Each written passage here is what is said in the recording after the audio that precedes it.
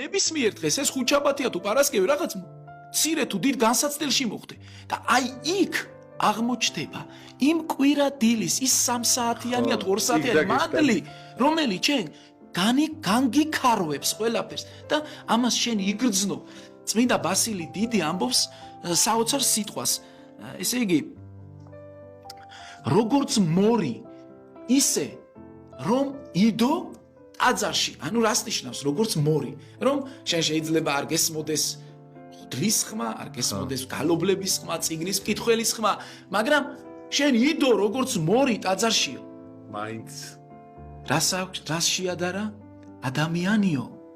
რომ შევიდესო საკმევლის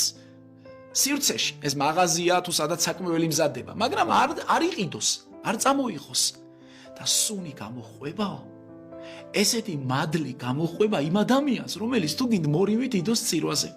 წარმოიდგინე აი ნებისმიერი რამ წმინდა არისო წმინდა გაბრიელ აღსარებელი და სალოსი ამბობს მეტანიას რომ გააკეთებ იატაკზე მტვერის ნასახიც რო ნახო იქაც კი